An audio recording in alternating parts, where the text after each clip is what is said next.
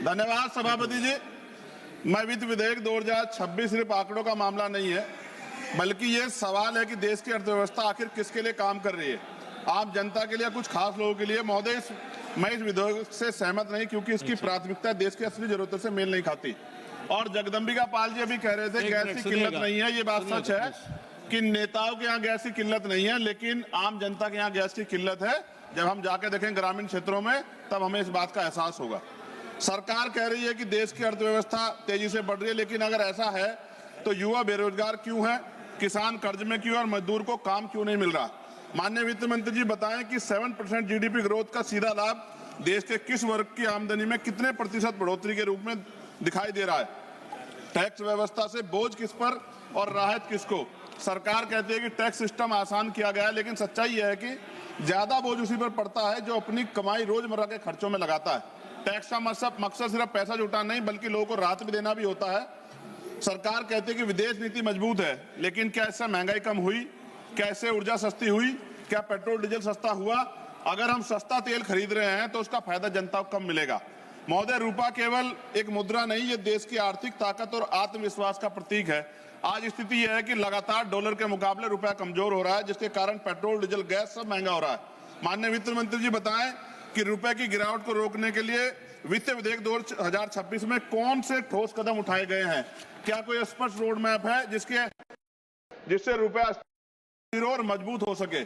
महोदय, महंगाई पर आंकड़ों में राहत, लेकिन घर के बजट में दबाव है।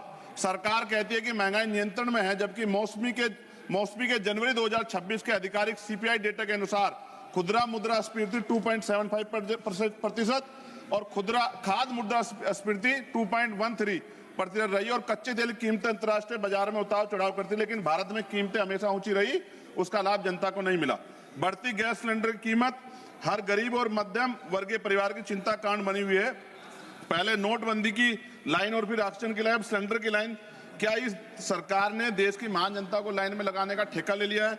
आज पिछले कुछ दिनों से बेमौसम बारिश हो रही, जिसकी वजह से किसान की फसल खराब हो रही है। माननीय वित्त मंत्री बताएं कि बेमौसम बारिश से प्रभावित किसानों को समयबद्ध और पर्याप्त मुआवजा देने के लिए इस वित्तीय विधेयक में क्या ठोस व्यवस्था की गई है। महोदय, एमएसएमई क्षेत्र भारत की अर्थव्यवस्था की वास्तविक रीढ़ है। छोटे उद्योग की सबसे बड़ी समस्या जटिल ऋण प्रक्रिया, समय पर भुगतान, डिजिटल संक्रमण की लागत, बड़ी कंपनियों से असमान प्रतिस्पर्धा और बाजार तक पहुंच। क्या इनमें से किसी समस्या का समाधान इस विधेयक में निर्णायक रूप से लिया गया है। माननीय वित्त मंत्री जी बताएं कि वित्त विधेयक 2026 में ऐसा कौन सा बड़ा कदम उठाया है कि एमएसएमई, ग्रामीण, गैर कृषि क्षेत्र और महिलाओं के रोजगार को निर्णायक गति दे सके। 5 मिनट में प्राथमिकता दी जाए ताकि व्यापार और किसान को इसका लाभ मिल सके। सभापति जी, सरकार कह रही है कि आधिकारिक दस्तावेजों के अनुसार 2025-26 संशोधित अनुमान राज्य के घाटा जीडीपी का 4.4% है। फरवरी 2026 के आंकड़ों के अनुसार भारत के पर लगभग 200 लाख करोड़ का कर्ज है। माननीय वित्त मंत्री बताएं कि ये कर्ज किसके लिए है और उस पर ब्याज का बोझ कितना है। ये कर्ज देश के विकास के कितने काम आ रहा है और उससे उत्पन्न लाभ समाज किन वर्गों को मिल रहा है।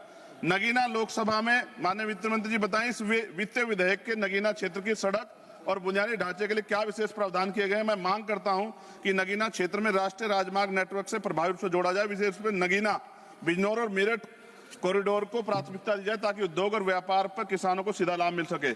युवाओं के भविष्य के लिए नगीना में एक स्किल डेवलपमेंट सेंटर और उच्च शिक्षा संस्थान की स्थापना की जाए ताकि रोजगार के अवसर बढ़ सके और विशेषकर उत्तर प्रदेश के नौजवानों के लिए रोजगार देने के लिए इस विशेष बजटीय क्या प्रावधान किए गए बताएं।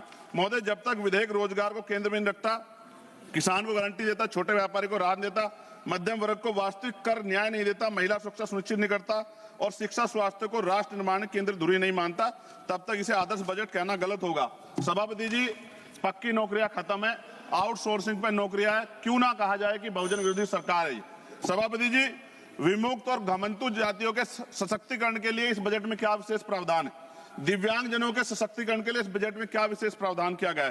पुरानी पेंशन का लाभ आप क्यों नहीं देना चाहते। प्रमोशन में रिजर्वेशन SC ST OBC कर्मचारी अधिकारी क्यों नहीं आप देना चाहते। सारे सरकारी स्कूल को बंद करके गरीबों के बच्चों के शिक्षा के दरवाजे बंद करने वाली सरकार गरीबों की हितैषी कैसे हो सकती है।